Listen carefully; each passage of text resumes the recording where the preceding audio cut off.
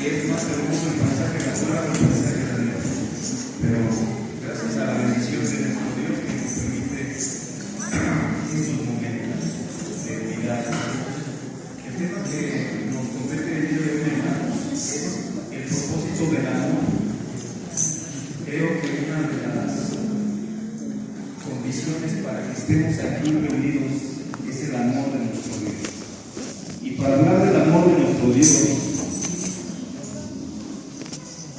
no hay más bien para hablar del amor, no hay amor más grande que el amor que nuestro Dios ha tenido para nosotros.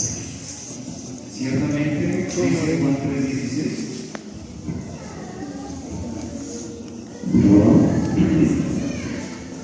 Ciertamente dice Juan 3:16, porque de tal manera amó Dios al mundo que ha dado a su Hijo unigénito.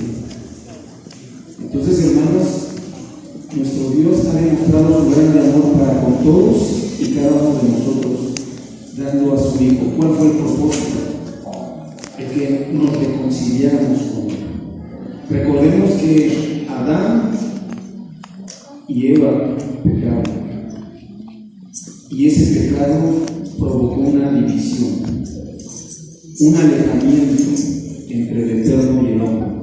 Pero gracias a su Hijo hemos tenido ese acercamiento y esa reconciliación nuevamente. Entonces, hermanos, tocar el propósito del amor, tenemos que empezar indudablemente por el amor de nuestro Dios, el Padre Celestial.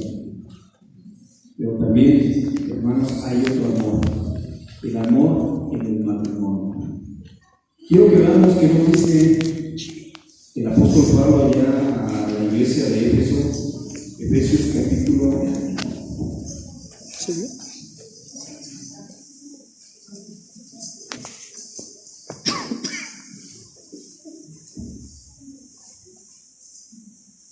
5:28.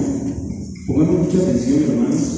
La palabra del Eterno dice así: así también los maridos deben amar a sus mujeres como a sus mismos cuerpos. El que ama a su mujer, a sí mismo se ama. Hermanos, cuando el Eterno formó a la primera pareja, ¿sí?, les dio un mandamiento: crecer, multiplicar y henchir la tierra. ¿Sí? ¿Y cuál es el propósito de ese primer matrimonio? Vamos a ver el versículo 31. Por esto dejará el hombre a su padre y a su madre, y se allegará ¿a quién? A su mujer, y serán dos en una carne. Ese es el propósito del amor en el matrimonio. Ya no ser uno, ya no ser dos, sino ser uno, en una sola casa, en los hijos. Y es ahí en donde el matrimonio tiene que demostrar ese amor. No podemos demostrar algo que no tenemos. No podemos decirnos ser hijos de Dios cuando no nos amamos ni a nosotros mismos, porque ahí comienza el amor. Dice que quien dice amar a Dios y no ama a su prójimo, ¿cómo puede decir que ama a Dios a quien no ve? Entonces, hermanos, tenemos que comenzar por nosotros mismos. Está también, hermanos, el amar a los hermanos. ¿Cuántas veces, hermanos, nos fijamos en pequeñeces? Es que el hermano me vio mal, es que la hermana no me saludó, es que mi hermano me ganó el asiento que siempre sabe que me gusta. Hermanos, esas son cosas en donde hay amor. No, hermanos, el amor está donde sí, hermano, siéntate ahí, no importa, yo me voy hasta atrás. Eso es tener amor. Mi hermana no me saludó, no importa, hermana, yo la saludo. Pasa vos, hermano. ¿Sí? Ahí es donde nosotros tenemos que demostrarnos el amor. Y fíjense bien, el maestro nos dio una gran lección cuando a sus discípulos, Porque déjenme decirles que aún entre sus discípulos existía este tipo de cosas. O no había un discípulo que decía, ¿y este qué? ¿No? Y Jesús le dijo, y si yo quiero que este quede ¿qué? ¿A ti qué? Tú ve y sigue. Entonces, hermanos, hay veces que entre nosotros como hermanos andamos fijándonos en cosas pequeñas. Y también dice la Escritura, ¿por qué miras la paja del ojo de tu hermano? Una cosa pequeña. Y no ves la viga que está en tu ojo, que es algo más grande. Comencemos con nosotros mismos. Y por eso Jesús le dijo a sus discípulos, fíjense bien, Juan 13, 34. Hermanos, ¿cómo me dijeron? ¿La derecha o la recta? La recta. Ayúdenme, por favor, Juan 13, 34.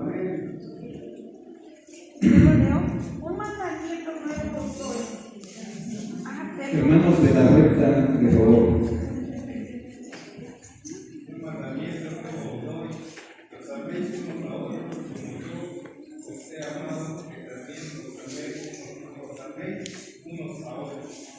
El que nos amemos, ¿qué es, hermano? ¿Pero qué dijo Jesús? ¿Que era un qué? Es un mandamiento, hermanos, no es si queremos. No está puesto a ver quién quiere y quién no. Es un mandamiento que nuestro Maestro dejó, que nos debemos de amar los unos a los otros. Y ahí, hermanos, es donde nosotros, siendo amorosos, podremos decir entonces con toda seguridad que somos hijos de Dios. Porque dice la Escritura, Dios es amor. Y ahí es donde estamos nosotros demostrando. ¿Sí? El propósito de esto, hermanos, está en el versículo 35.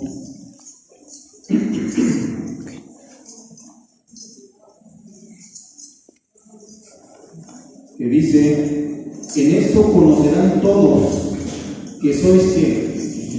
Mis discípulos. Hermanos, ¿acaso no dice la Escritura que somos cartas leídas? Decimos ser hermanos y andamos peleando entre nosotros. ¿Y quiénes nos están viendo? Todos los de allá afuera. Y mira, y se dicen ser hermanos, y se dicen ser de la iglesia, y ahí están peleándose. Hermanos, por esto Jesús dijo, este mandamiento hay que ponerlo en práctica, para que todos sepan que son mis discípulos. De ahí viene, hermanos, también el amor al prójimo, porque a veces nosotros decimos, nada más tenemos que amarnos entre nosotros. Pero, ¿acaso la Escritura nos enseña que nada más entre nosotros?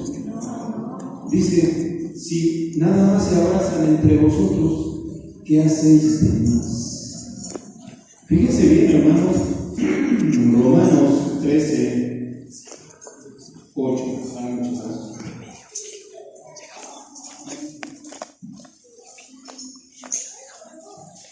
Romanos 13, 8. Mis hermanos de Pachuquilla, que me ayuden. Amén. ¿Dónde están los hermanos de Pachuquilla?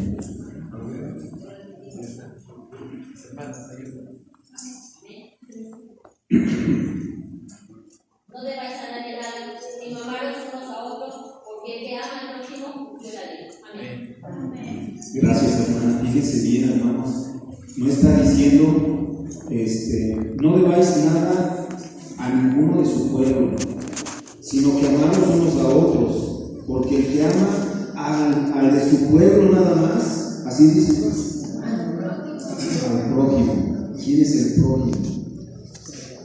La palabra prójimo viene del próximo, el próximo cercano, nuestro vecino. ¿Sí? Si nosotros no le hablamos al vecino, ¿qué estamos demostrando? no le amamos. Hay veces que decimos, ay, ese vecino otra vez me volvió a echar la tierra aquí en mi puerta. ¿Quién es el ignorante? ¿Usted o yo? Entonces, dejemos, hermanos, que ese tipo de cosas no nublen nuestro entendimiento, sino por el contrario, que nosotros demostremos que tenemos un conocimiento más alto, ¿sí? Y que viene de lo alto y de lo sublime. Y fíjense bien, el propósito de amar al prójimo lo dice el versículo 10, el apóstol Pablo a nuestros hermanos en Roma. La caridad no hace que nos afecta ser caritativos. No hace mal al prójimo, así que el cumplimiento de la ley es que muchas veces, hermanos, nos estamos preocupando. Es que dice la ley, no tendrás dioses ajenos, no los tengo. No te harás imagen, no me hago imagen. Honrar a tu padre, sí, lo estoy honrando. Nos estamos preocupando por eso. Cuando dice aquí que el cumplimiento de la ley, ¿qué es? La caridad. Hermanos, amemos al prójimo, amemos al hermano, amemos a la familia, a la esposa, sobre todo amemos al Eterno. Pero esto queda aquí. Yo les pregunto, no, hermanos, esto no queda aquí. También hay que aborrecer al enemigo. Escrito está: amarás a tu prójimo, ¿sí?, como a ti mismo. ¿Y a tu enemigo qué debes de hacer? Aborrecerlo. Mateo 5:43. Hermanos de las luces,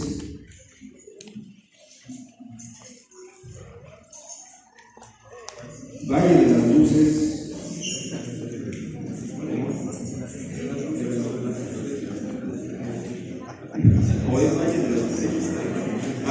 Valle de las Estrellas. ¿Dónde están nuestros hermanos de Valle de las Estrellas? Que lo hagan la mano. Muchas gracias. Adelante, hermano.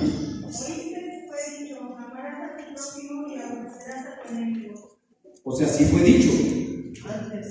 Había sido oído que deberíamos de amar al prójimo y aborrecer al enemigo, ¿sí? Así como existía, hermanos, la ley del talión, ojo por ojo y diente por diente. Pero ahora ya no amamos. Ahora estamos con un Dios de amor, un Dios que quiere que nos abracemos, ¿sí? Y no solamente entre nosotros, sino que abarquemos más, que vayamos con el prójimo, y que abarquemos más, que vayamos con el enemigo, con aquel que nos tira la basura en nuestra puerta, con aquel que nos está deseando el mal cada día. Aquel es nuestro enemigo, aquel que dice: tú guardas un día que no es, el día es el domingo. Fíjense bien, ¿cuál es el propósito de amar al enemigo? Mateo 25, 35 al 36. Dice así: porque tuve hambre y me disteis de comer, tuve sed y me disteis de beber, fui huésped y me recogisteis, desnudo y me cubristeis, enfermo y me visitasteis, estuve en la cárcel y viniste a mí. Hermanos, muchas veces decimos: ¿quién de nosotros ha estado en la cárcel? Nadie. Pero ¿cuántos inocentes sí están ahorita en la cárcel? ¿Qué acaso no tendríamos que ir a visitarlos? Sí. Son personas que necesitan palabras de vida, palabras que aligeren su peso y su condena. Enfermos en los hospitales. Ustedes ven una vuelta, hermanos, con un área de cancerología y van a ver el tremendo dolor que se experimenta en ese lugar. Personas que cuando los dan de alta hasta aplauden porque han librado una batalla, ¿sí? Pero qué triste es librar una batalla sin conocer a Dios y Qué diferente es acompañar a esa persona, hablarle del amor de Dios y que libre esa batalla. Entonces, hermanos, con esto terminamos. El propósito del amor abarca no solamente a los que estamos aquí, abarca más allá de nuestros ojos, abarca más allá de lo que nuestro corazón pueda dar. Seamos caritativos, seamos bondadosos, porque ciertamente los frutos del Espíritu estarán ahí en nosotros. Seremos árboles fructíferos, hermosos, ¿sí? Y seremos esos árboles como dice los Salmos. Vamos a cerrar este tema con este versículo, Salmos capítulo 1, del 1 al 3, puestos de pie a una misma voz, y nos dice la palabra del Eterno así. Salmos capítulo 1, del 1 al 3. ¿Ya lo tenemos? La palabra de nuestro Dios dice así: bienaventurado el varón que no anduvo ni en consejo de malos, ni estuvo en camino de pecadores, ni en silla de escarnecedores se ha sentado,